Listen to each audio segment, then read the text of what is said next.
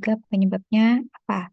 Jadi tidak hanya sekedar apakah itu terdegradasi, tapi kenapa itu bisa terdegradasi.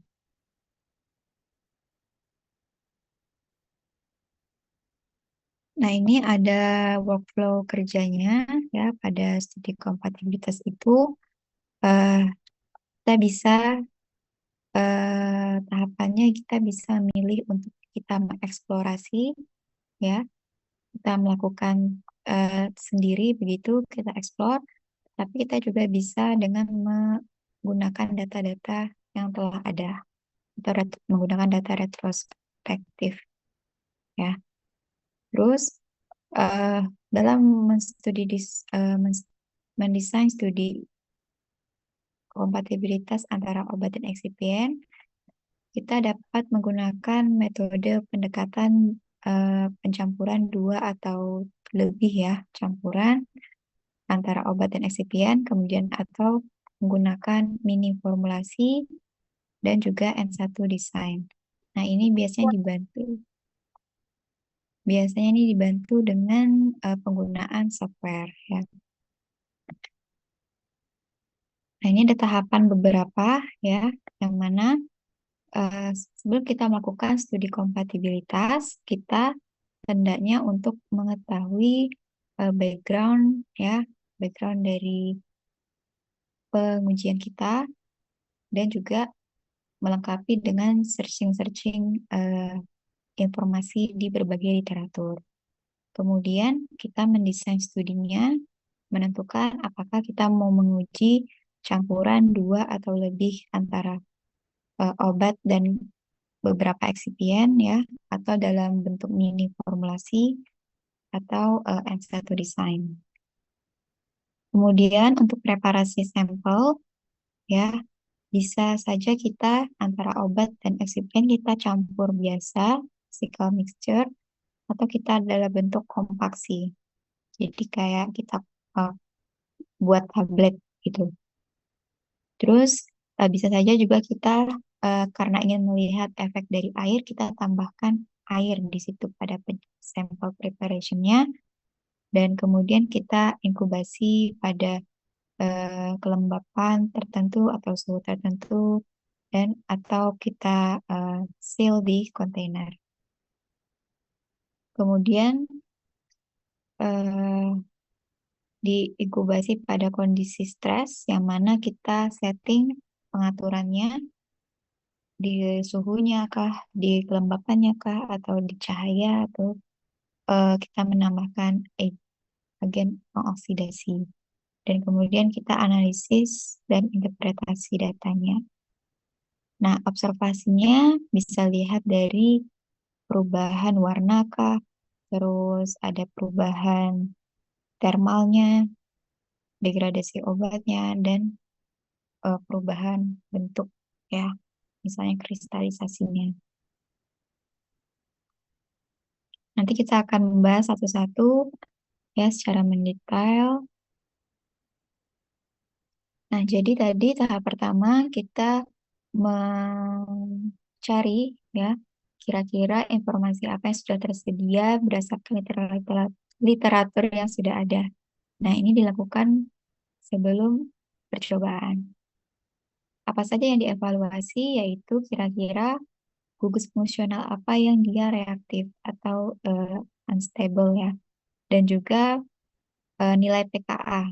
Nilai pKa obat itu ya bisa eh, bisa mengetahui dia terionisasi di pH mana ya. Nah, itu akan bisa saja mempengaruhi nantinya dia lebih cocok ke kondisi pH berapa. Terus mengetahui reactivity atau similar compound ya, biasanya ada molekul-molekul yang dia mirip, ada gugus fungsional apa di situ. Nah, kita bisa jadi membandingkan kira-kira apakah ini juga ada potensi untuk misalnya senyawa kita juga bisa mengalami oksidasi karena dia punya gugus fungsi yang sama dengan senyawa tertentu. Dan juga terbukti senyawa tersebut bisa teroksidasi.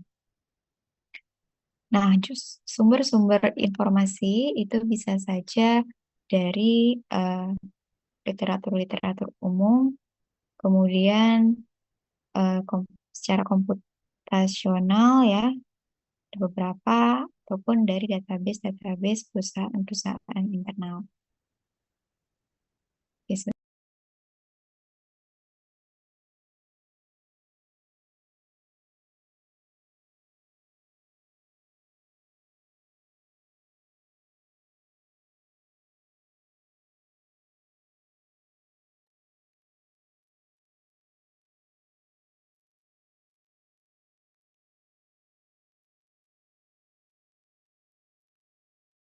Oke, lanjut. Kalau ada diskusi, silakan langsung interupsi saja. Nah, kemudian pada tahap kedua,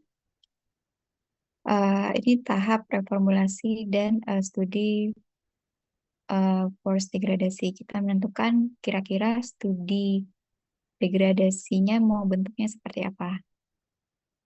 Tujuannya yaitu eh, setelah kita mengumpulkan informasi yang sebelumnya, kita bisa menentukan dia karakterisasi fisikokimia obat kita itu seperti apa.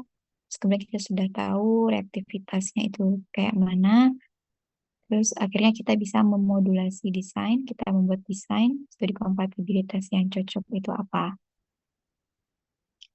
Jadi ketika kita menentukan kondisi degradasi yang sesuai, nah itu kita bisa melihat apakah obat kita itu sensitifnya terhadap cahaya kah, terhadap panas, terhadap asam, atau basa, atau oksidasi, ya. Nah, jadi pada tahap ini kita sudah mulai memperoleh informasi dan menentukan desain target studi kompatibilitasnya mau kayak mana, mau seperti apa. Nah, setelah kita sudah punya ancang-ancang tadi, kita bisa mendesain eh, campur pendekatan campurannya mau seperti apa. Misal di sini pendekatannya obat dan single excipient. Jadi hanya dua campuran. Nah, ini digunakan biasanya untuk inisial screening. Kemudian untuk obat obat terus kemudian ditambahkan beberapa eksipien ya, dua atau tiga lebih begitu. Nah, ini bisa menjadi lebih realistik ya, lebih real. Nah, ini kemudian pendekatannya physical mixture ya. Jadi hanya secara fisik saja dicampur. Nah, itu bisa menjadi tahap ketika initial screening.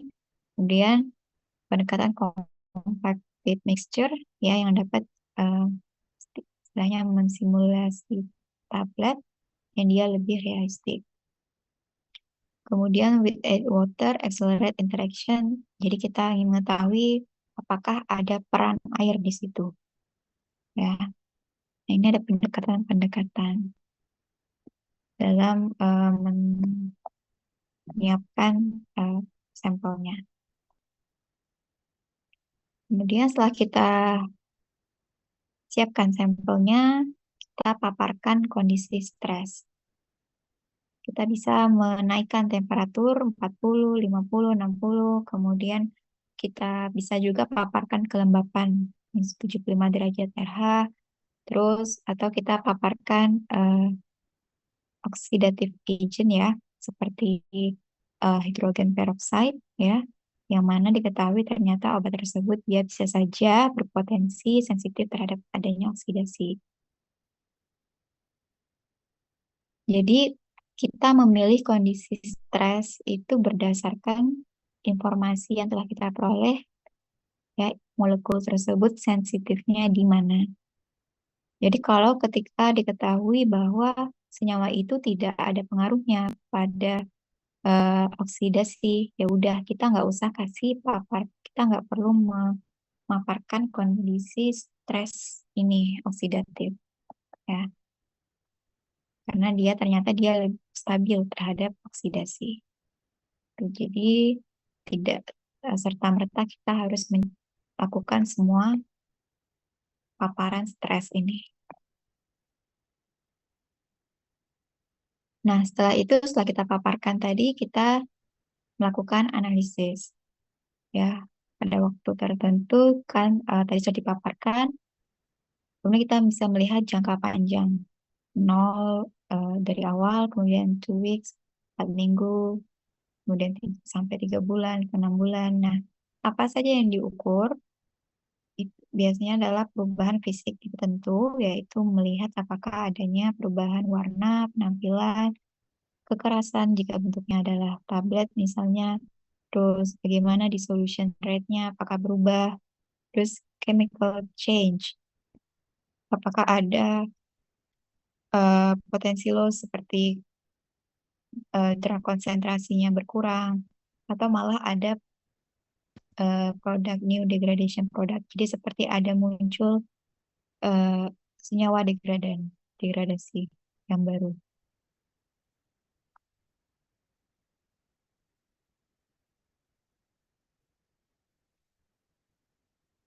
Ini oke. Jadi secara ringkas itu studi kompatibilitas ya ada yang dia metodenya itu sebagai rapid screening dengan melihat thermal behaviornya, analisis thermalnya. Nah ini tidak perlu sampai menunggu tadi sampai berminggu-minggu atau berbulan. Metodenya itu menggunakan instrumen DSC ya, yang mana dia mendeteksi perubahan thermal behavior seperti pergeseran puncak atau malah puncaknya hilang. Terus ada metode namanya isothermal microcalorimetry yang dia mengukur heat flow dari interaksi. Kok ini yang kemarin ya.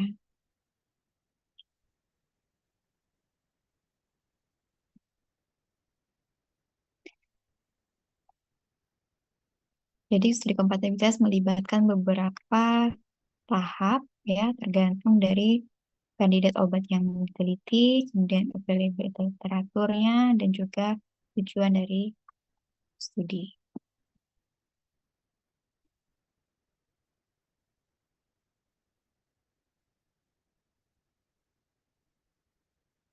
Sebenarnya kita masuk ke desain eksperimental ya.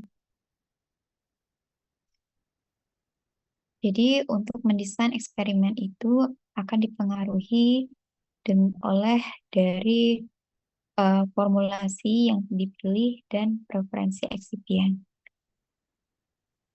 Yang mana ketika kita mendesain sebuah studi itu, kita sudah mengetahui data preformulasi, kemudian karakteristik KPI-nya, dan juga marketing preference. Marketing preference di sini maksudnya adalah berdasarkan market ya. Kira-kira eksipien apa yang dia memang align dengan kekinian ya. Pasar itu menyukai yang seperti apa.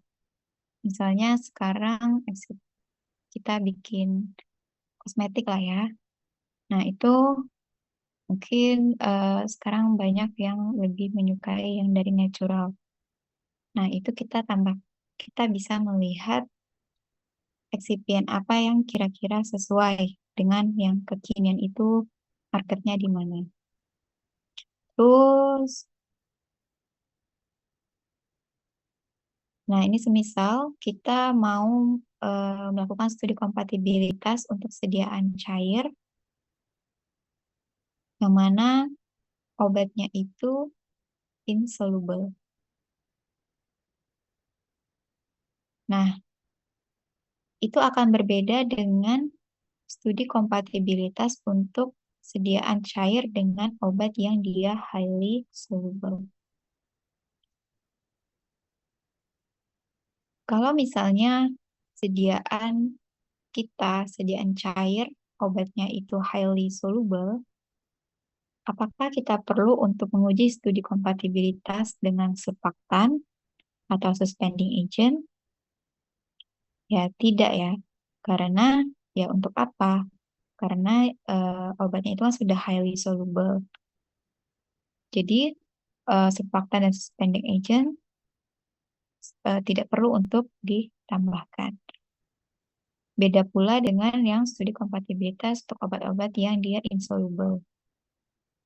Dengan bantuan surfaktan dan suspending agent, dia akan membantu kelarutan dari senyawa tersebut di solvennya.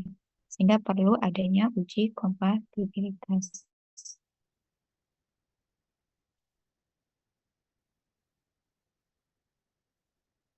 Kalaupun di sediaan produk itu dia highly soluble dan ada surfaktannya, nah mungkin saja studinya tidak antara senyawa tersebut dengan surfaktan, tapi senyawa tersebut dengan eksipien yang lain. Oke.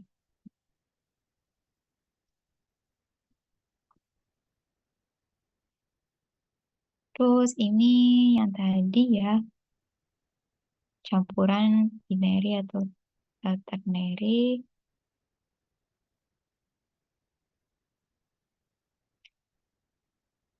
Ketika kita studi kompatibilitas, kontrol itu sangat-sangat penting. Jadi kalau teman-teman mau penelitian ini, pastikan selalu melibatkan kontrol. Jadi kontrol itu ada yang hanya obatnya saja diuji, yang mana dia akan menjadi baseline dari stabilitas obat ya. Terus ada juga yang excipient alone. Jadi hanya menguji excipientnya saja untuk mendeteksi apakah excipient tersebut terdegradasi atau menghasilkan impurity.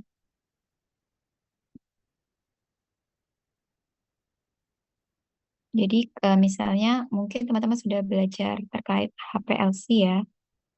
HPLC kan itu kalau dilihat dia merupakan eh, apa namanya menghasilkan data berupa kromatogram.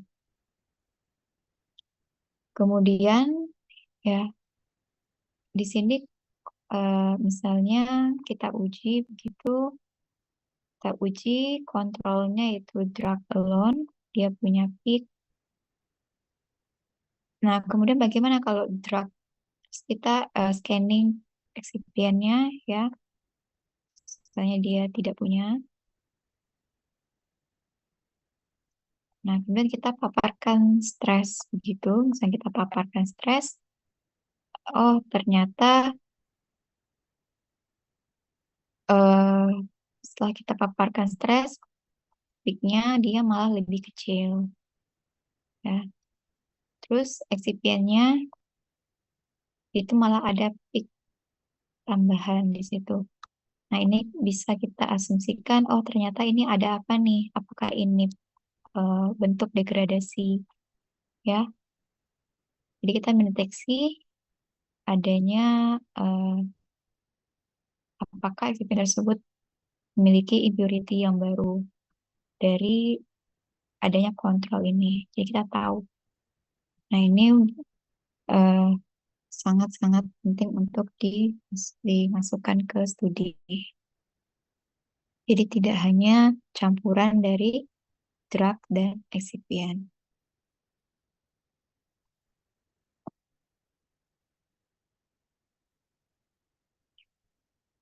Terus ini ya, jadi sesuaikan lagi dengan kondisi studi kompatibilitasnya. Kalau kita paparkan cahaya ya, ketika obat itu diketahui dia fotolabil. Kemudian kita tambahkan peroxide ketika obat itu diketahui dia sensitif terhadap oksidasi. Dan kita paparkan asam atau basa ketika obat tersebut dia sensitif terhadap pH. Nah, ini adalah cara mendeteksi adanya fisika dan perubahan fisikal dan chemical change.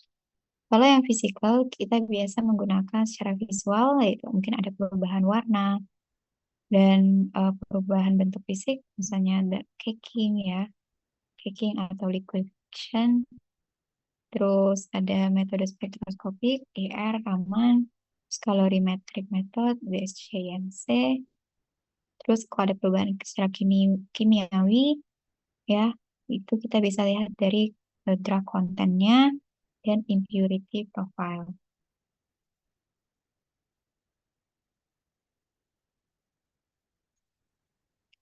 Jadi analisis secara statistik ya metodenya ANOVA ya, yang mana kita juga melihat rata-rata dari populasi tersebut terdistribusi normal atau tidak, dan dilihat konsep p-value-nya ya, apakah dia secara statistik dia berbeda signifikan. Kalau P kurang dari 0,5 berarti dia secara statistik signifikan.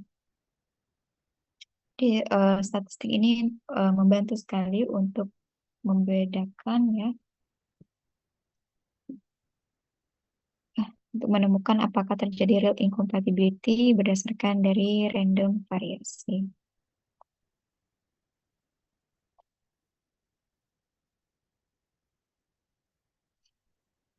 Nah, ini ada beberapa analytical method ya. Ada DSC, TGA, PXRD, FDR, UV spektro, dan liquid chromatography. Oke, kita bahas satu-satu.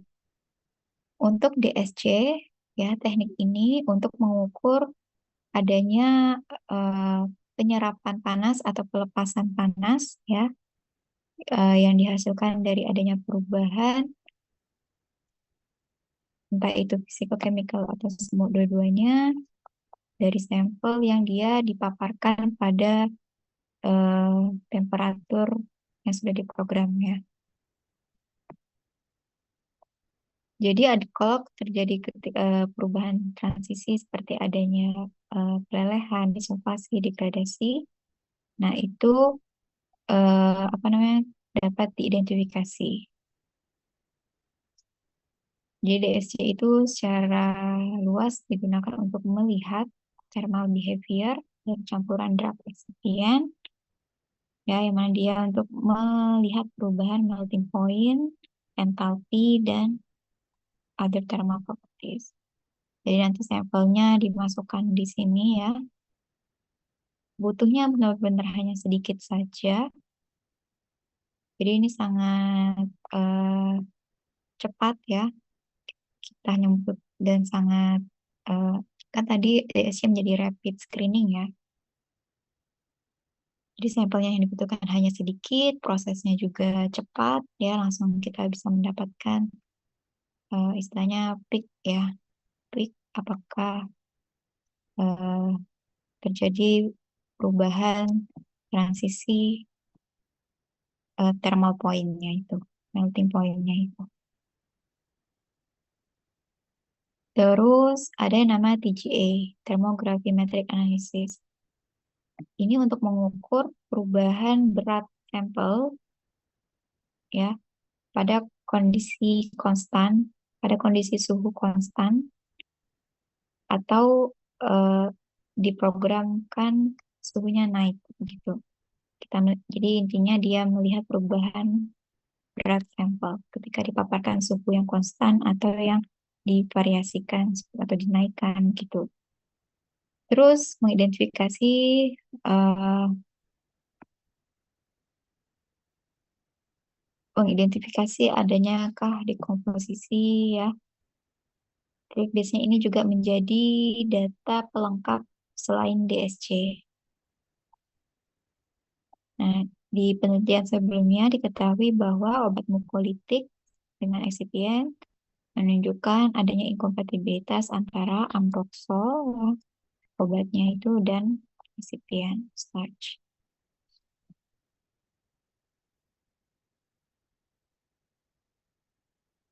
Ada juga instrumen PXRD yang dia untuk mendeteksi perubahan struktur kristal dari drug excipientnya, yang mana kita juga bisa melihat apakah ada inkompatibilitas di situ.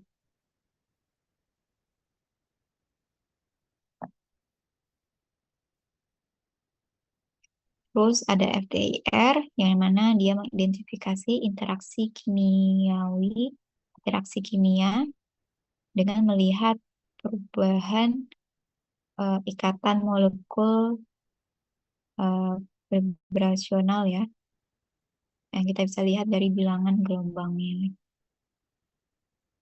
Jadi ini juga screening yang cepat, yang masukkan sampelnya di sini, dan nanti kita langsunglah dapat peak dari LDR itu. Ya.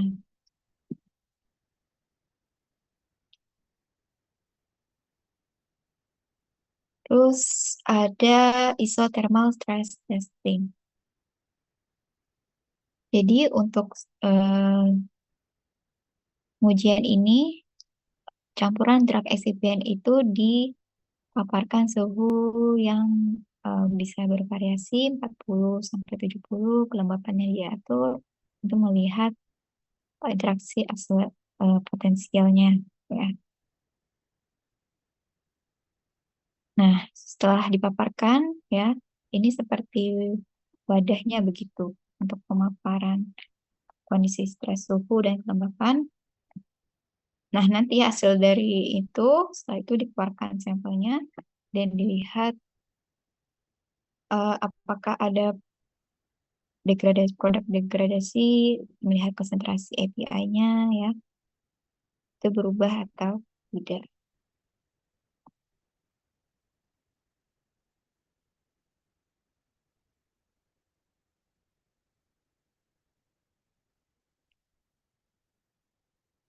Terus UV ya untuk melihat juga konsentrasi, misalnya apakah ada perubahan setelah dicampur dan dipaparkan kondisi stres.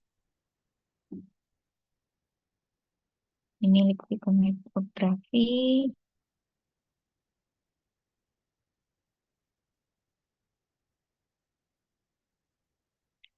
Oke, ini adalah ringkasan ya.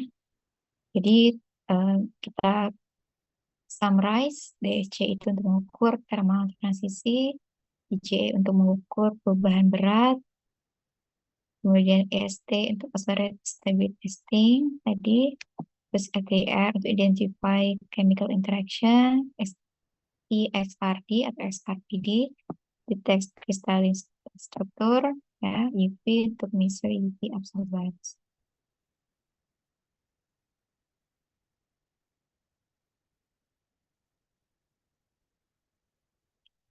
Oke, untuk selanjutnya ya, belum ada diskusi.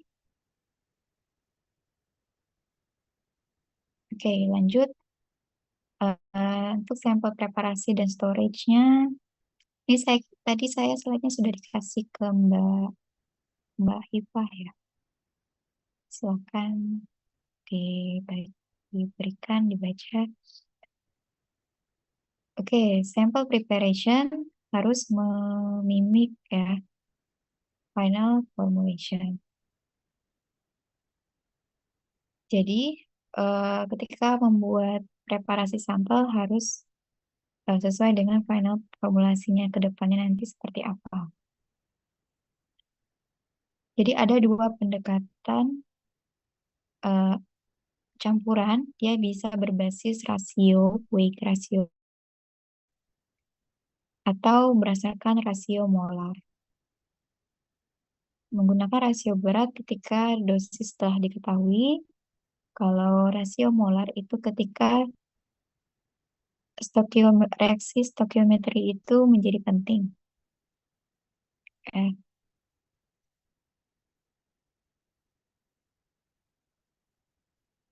Kalau weight ratio ini biasanya untuk formula formulasi pada umumnya ya, seringnya pakai weight ratio. Molar ratio ini ketika biasanya kita untuk memformulasi nanopartikel begitu ya, ini bisa biasanya dilakukan dengan menggunakan molar ratio.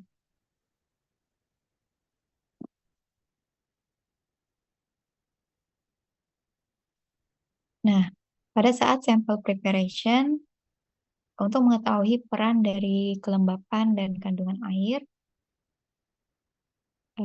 sampelnya kita bisa buat dia menjadi suspensi begitu, yang mana kita mix solid tadi dengan air yang berlebih.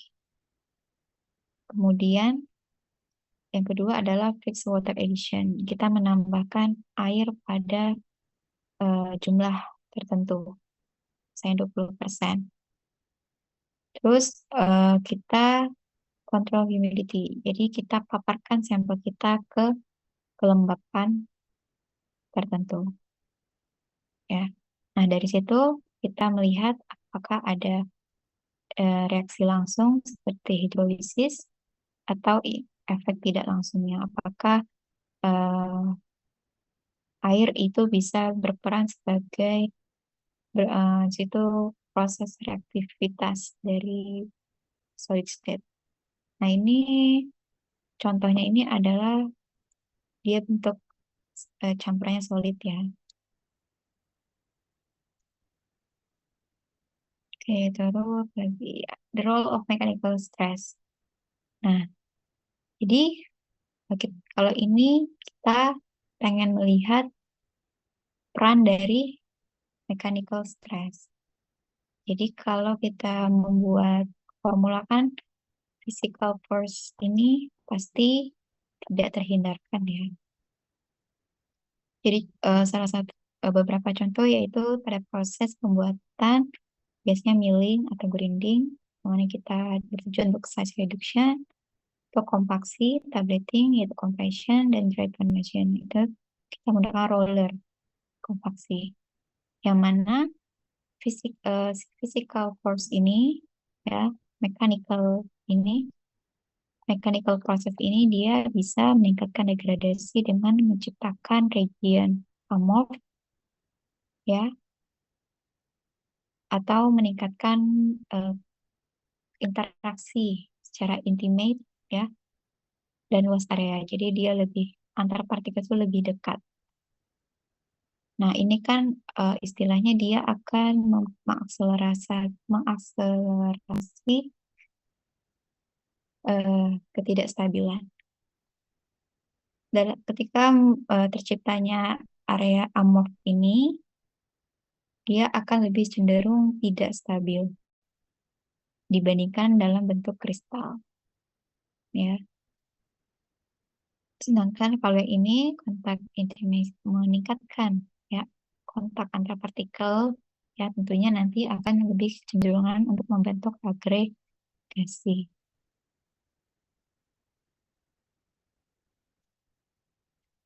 Nah, ini kita bisa mensimulasi grinding atau milling ya kayak penggerusan begitu.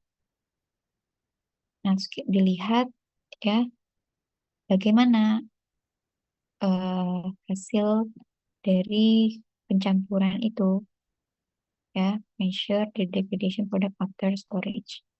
Itu paling kompaksi ya, tableting. Nah, compare compare antara yang kita berikan stres sama yang tidak diberikan stres. Jadi hanya simple mixing.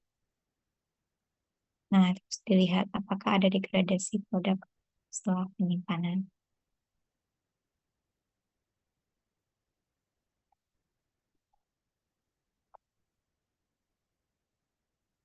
Oke, tadi yang pertama melihat peran air dan kelembapan, yang kedua melihat mechanical stress, yang ketiga kita melihat oxidative stress. Digunakan ketika senyawa tersebut diketahui memiliki sensitivitas terhadap oksidasi. Ya,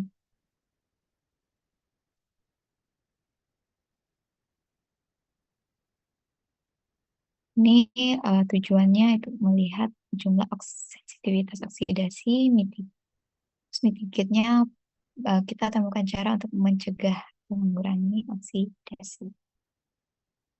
Nah, bagaimana caranya? Metodenya kita spiking dengan oxidizing agent.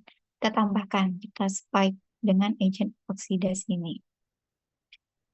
Jadi kita tambahkan sejumlah agent oxidizing ini secara terkontrol ya, setelah yang telah kita ketahui jumlahnya, ke campuran drug dan excipient. Ini agennya bisa H2O2, chopper, copper, iron, free radical injectors. Terus ini tujuannya untuk memimik oxidizing level real excipient. Oke, kita campurkan spiking ya. Terus kita incorporating protective agent dan bisa dicampurkan dengan protective agentnya. Bisa kita gunakan free radikal, penangkap radikal bebas seperti BHA, BHP dan lain-lain, atau kelator ya, heavy metal chelator, PTOE dan citric acid. Dan juga kita bisa menggunakan protective packaging ya, packaging strategi untuk mencegah oksidasi. Oxygen scavenging insert ya, seperti small sachet yang dia bisa menyerap oksigen di dalam packagingnya atau menggunakan low permeability material ya, seperti foil, high barrier plastik.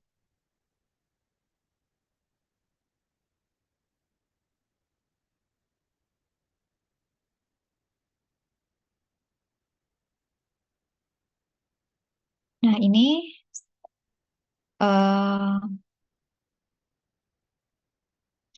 jadi ketika kita mengetahui senyawa kita dia sensitif terhadap oksidasi, kita sudah spiking, kita lihat ya kira-kira jumlah tersebut ini dia bisa mengakibatkan obat tersebut teroksidasi atau tidak.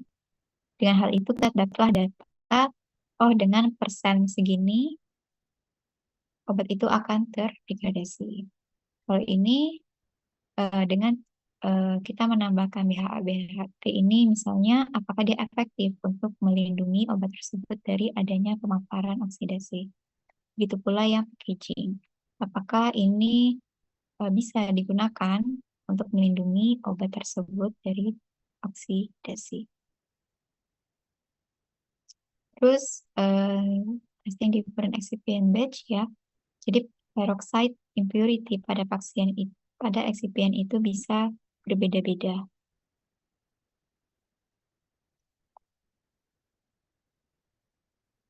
Nah, ini ada beberapa excipient yang dia bisa menghasilkan peroxide ya.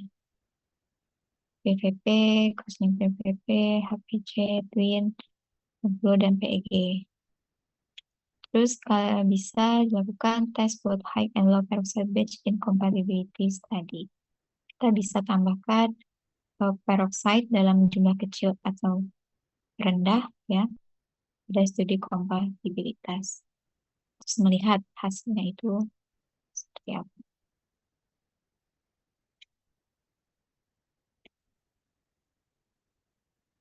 Nah, tujuan dari spike ini ya untuk mengetahui acceptable limit peroxide impurity di excipient. Jadi data dari studi spiking ini kita bisa tahu spesifikasi yang memang acceptable untuk kita untuk diproses selanjutnya. Jadi supplier ketika provide excipient tersebut, kita harus minta data spesifikasinya excipient itu mengandung impurity, misalnya peroxide-nya berapa. Ya. Jadi pastikan bahwa peroxide yang terkandung dalam excipient tersebut di bawah dari batas yang telah kita tetapkan sebelumnya.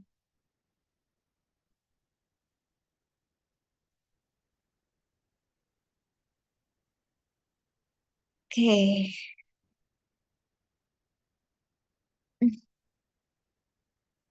kita lanjut untuk analisis sampel dan interpretasi datanya. Jadi untuk studi kompatibilitas ya, infeksi yang bisa dilakukan adalah secara visual, terus melihat integritas tabletnya, kompaksinya begitu, dan juga quantitative chemical analysis untuk monitoring terapi degradasi.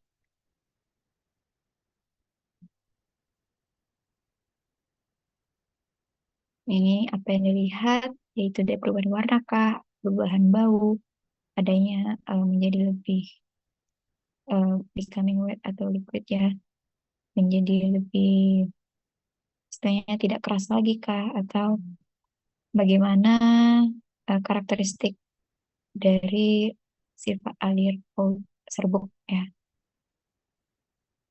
Nah, observasi ini biasanya subjektif, maka perlu adanya kontrol sampel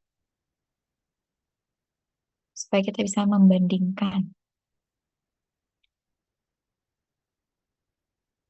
Terus bisa juga mengkuantifikasi warna menggunakan UV visible spectroscopy.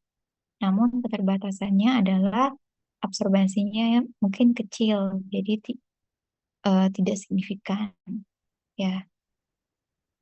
Terus degradan bisa saja dia tertahan di kromofor obat sehingga tidak terdeteksi adanya perubahan absorbasi meskipun terjadinya degradasi. Namun ketika terlihat terjadinya signifikan berbeda, hal ini akan menjadi good indikator, indikator yang bagus untuk melihat kompatibilitas.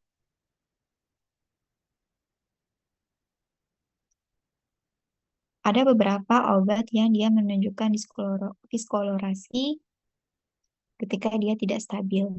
Nah, ini adalah contoh-contohnya, promethazine, phenylephrine, potasium, clavulanat, cefuroxim, terbinafine gitu.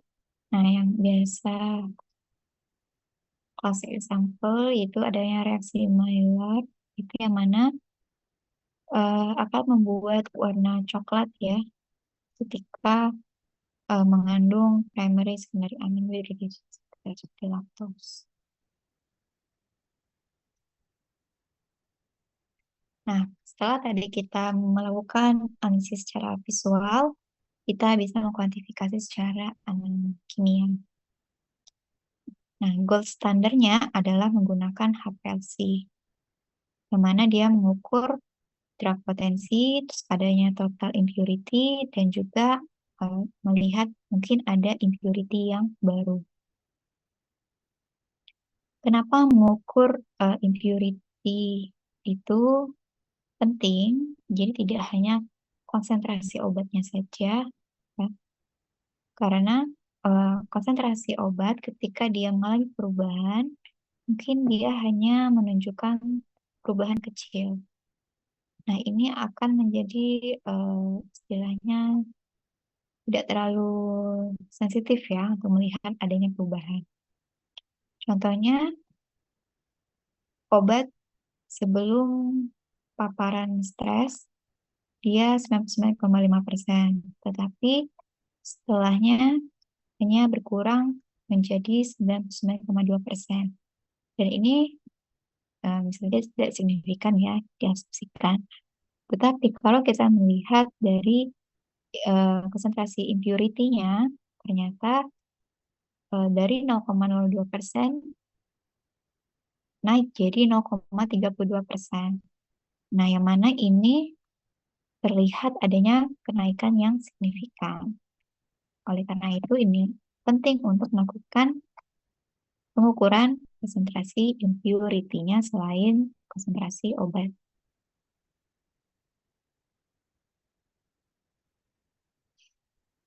Ini teknis ya. Terus metode thermal HPLC tadi mungkin eh, tidak terlalu visible selama early stage of drug development ya, karena HPLC mungkin lebih kompleks begitu preparasinya. Namun sebagai rapid screening method yaitu dengan thermal method ya, dia memiliki keuntungan yang mana dia lebih cepat dan spesifik dan dia less labor intensive. Jadi tidak terlalu ini ya, menggunakan resource yang banyak. Tapi hasilnya itu kita tidak bisa langsung menyimpulkan harus ditambahkan atau harus dikonfirmasi dengan observasi yang lain. Nah, prinsipnya ini adalah mengukur exothermic atau endothermic energy change.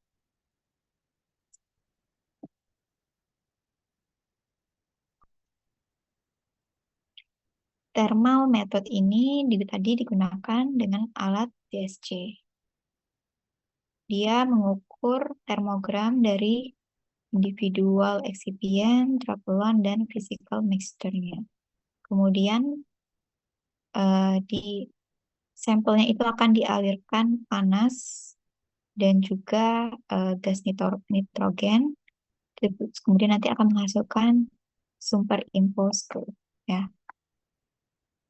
Dia akan menghasilkan kurva-kurva.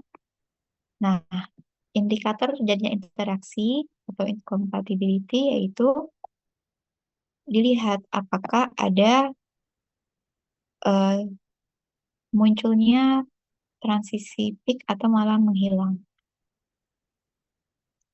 Kemudian dilihat apakah ada perubahan temperatur transisi dan juga adanya perubahan bentuk dari kurva puncaknya dan luas. Kalau terjadi, maka kemungkinan ada interaksi.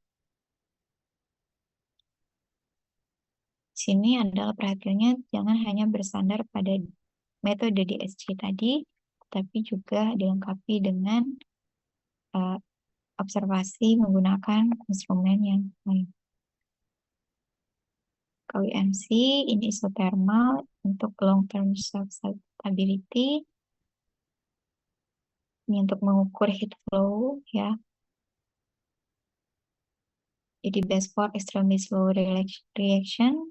Kok ini untuk fast reaction, ya. Detection limitnya higher, very low heat. Nah,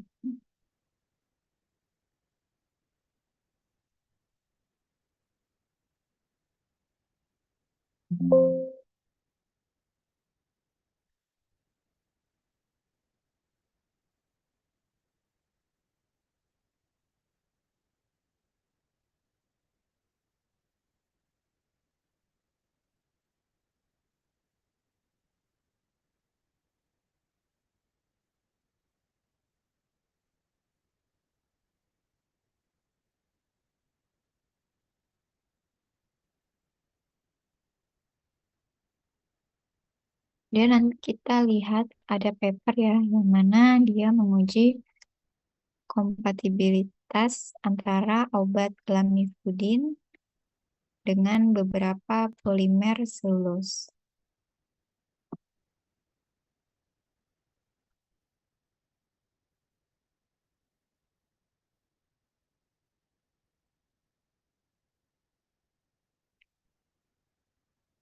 Oke, terus dari penelitian ini, ya, dia mengakses kompatibilitas menggunakan DSC, FTIR, yang mana sampelnya itu dipaparkan di Institute Thermal Stress Testing, ya, alatnya itu. Nah, nanti silahkan di-download ya atau di itu. Nah, ini ada obatnya lamivudin, terus polimernya ada beberapa, selulus asetat talat, selulus asetat butirat, etil selulus, kemudian HPMCP. Nah, kemudian mereka mencampur obat tersebut, ada rasio tertentu, dan kemudian mereka paparkan, ya, disimpan selama 2 minggu, ya, pada suhu 50 derajat Celcius. Kemudian mereka karakterisasi dengan UV, TR, dan DSC.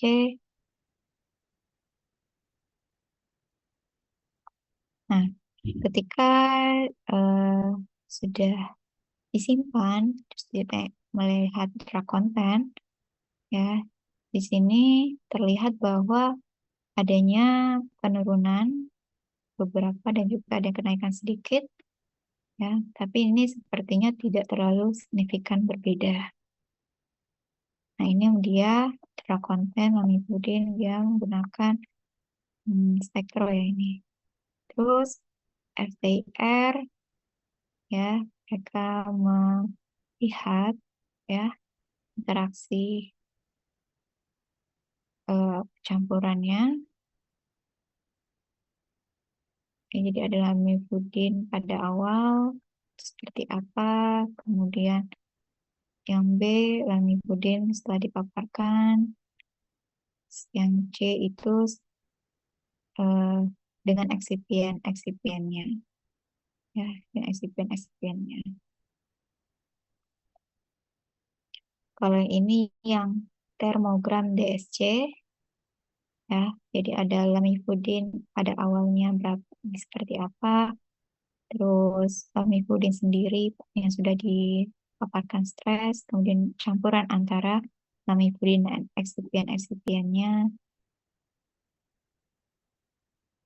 Di situ terlihat bahwa similar figure of pain ya, sehingga diindikasikan dia tidak punya interaksi.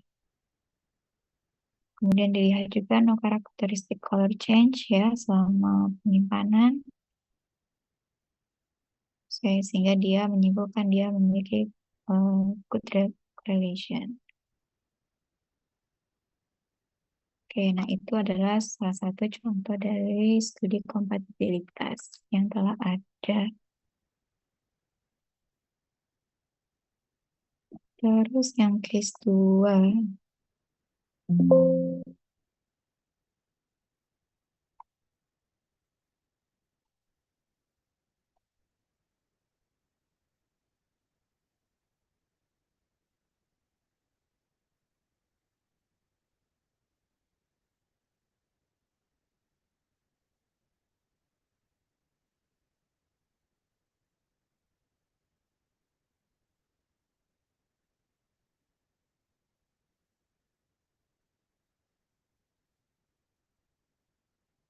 Oke, kalau yang ini mereka menggunakan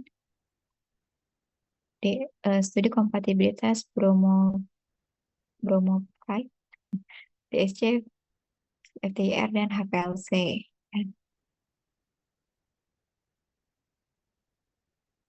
Nah, ini mungkin saya langsung tunjukkan saja ya. Oke, misalnya ini DSC ya tadi untuk melihat apa namanya formula physical chemical interaction between formulasi komponen dengan membandingkan thermal curves dari obat murninya ya dengan campurannya. Ini ya. Nah, ini adalah kurva dari menggunakan DSC ya. Ini secara tunggal ya sebagai kontrol. Dan juga ini tunggal, ini campuran.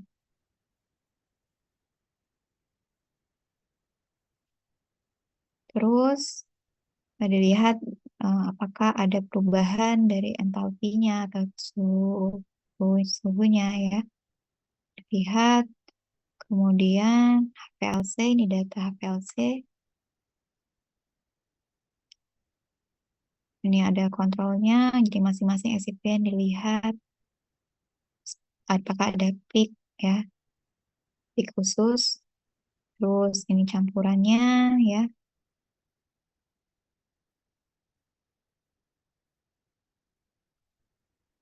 Ini FTIR.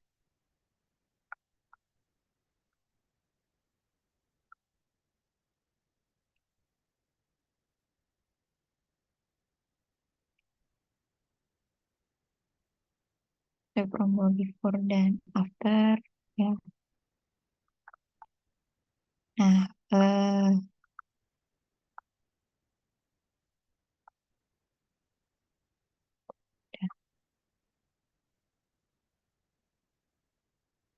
oke.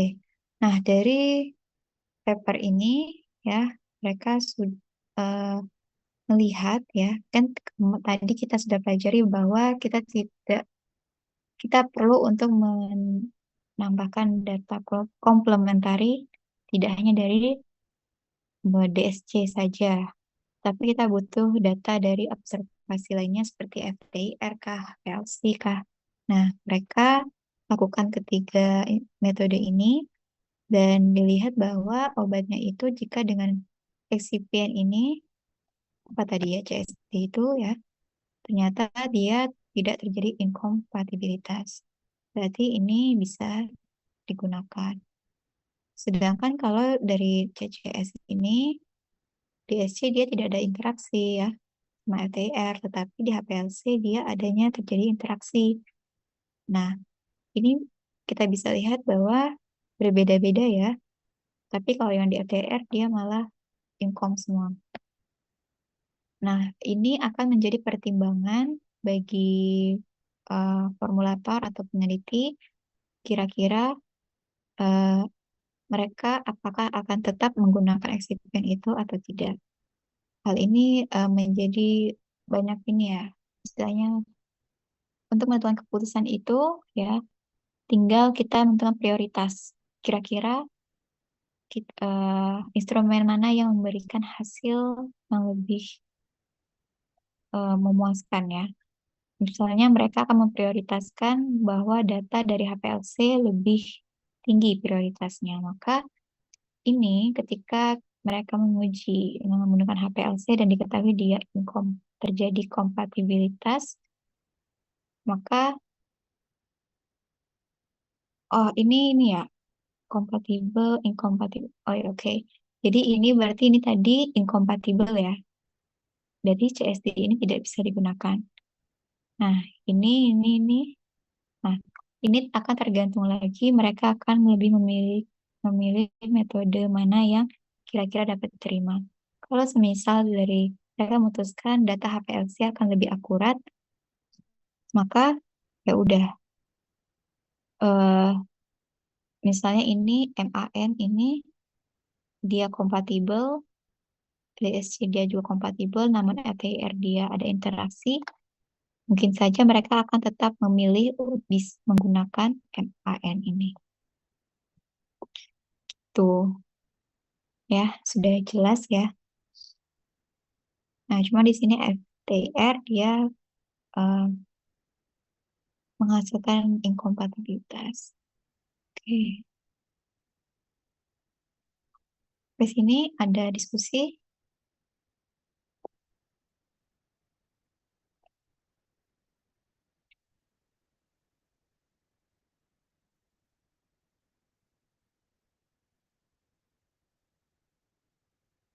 belum ada.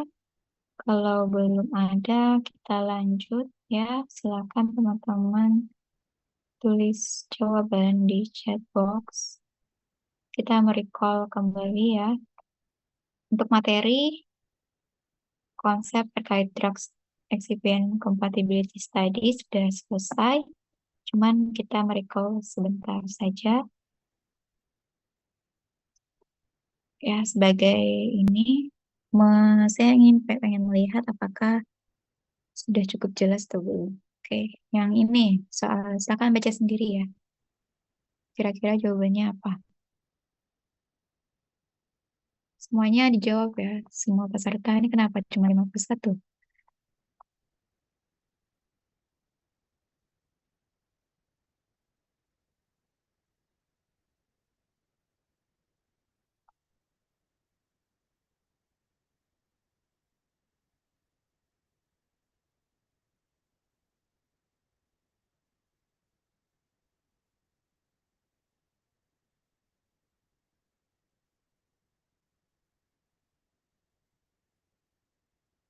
Oke, jawabannya adalah D. Tuh, yang ini.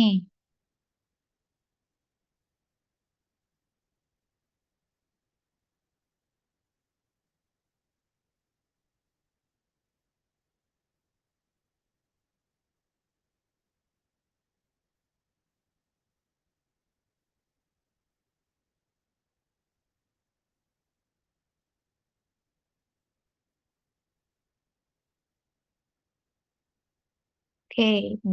Tuh. Oke, lanjut ya. Ini,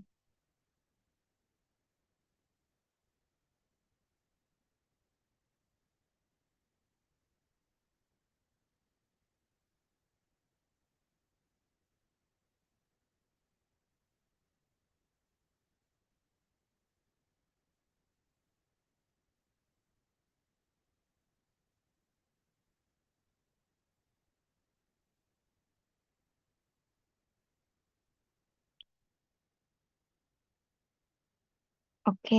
Jawabannya A. Oke, betul. Sekarang ini.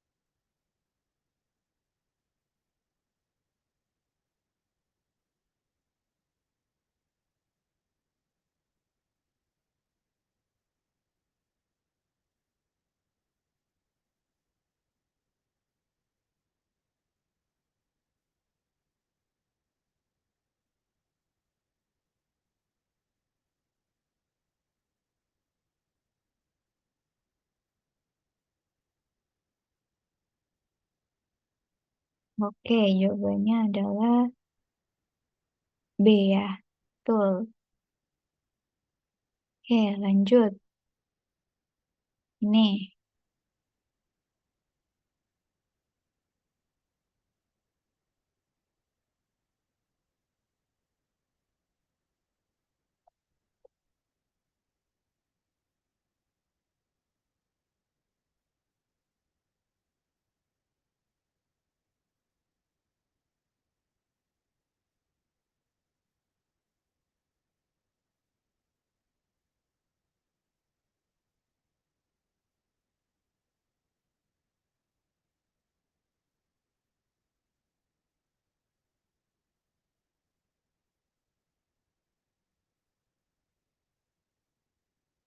Oke, ya.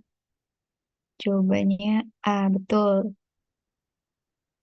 Kok ini?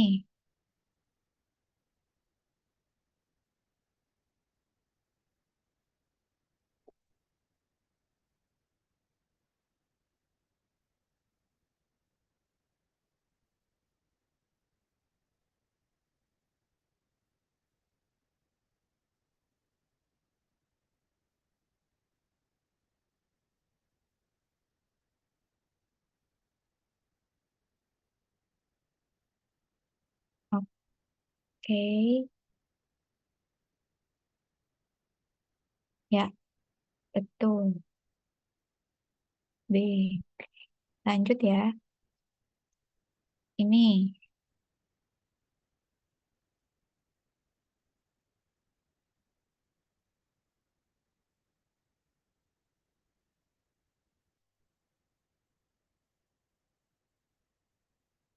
Salah. Oke. Nih.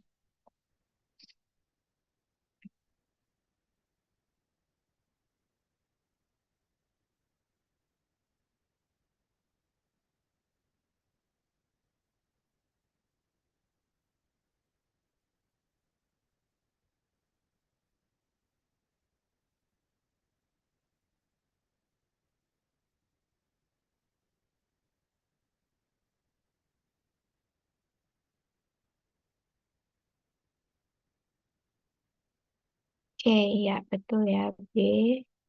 Terus ini. Ini.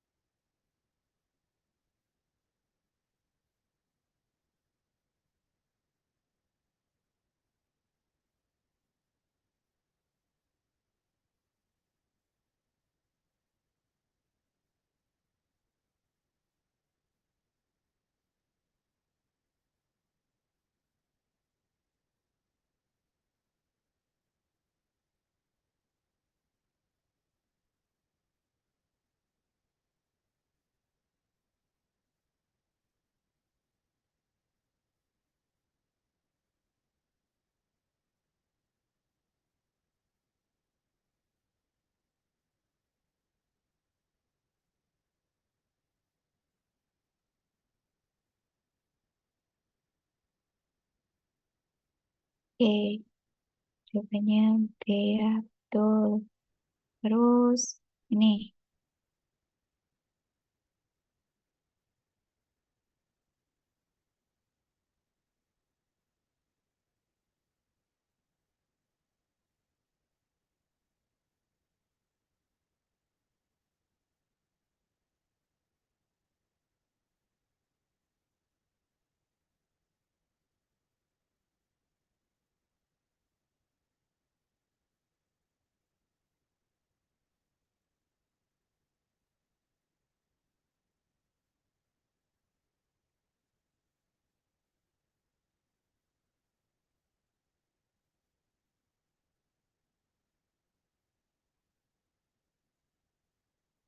oke, jawabannya B, betul. Terus, ini,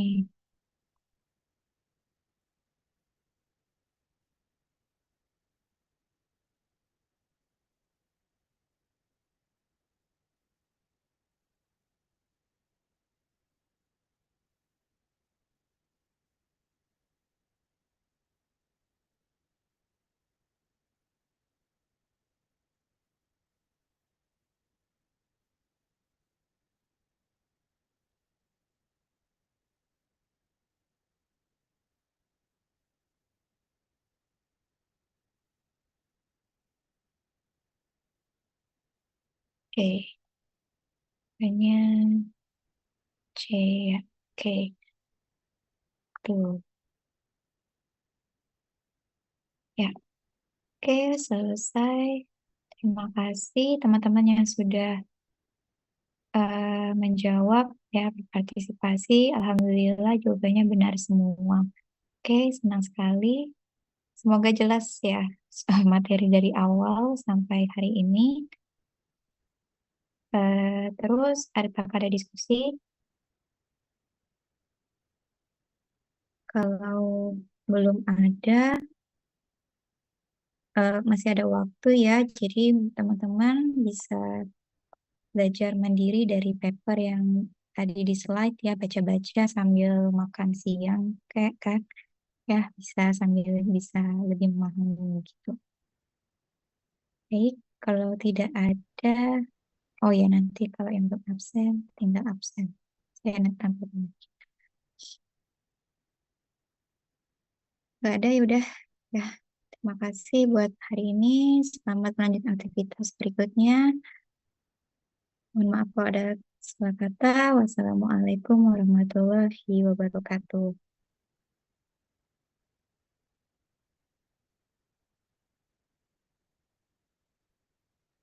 Terima kasih, Bu. Terima kasih.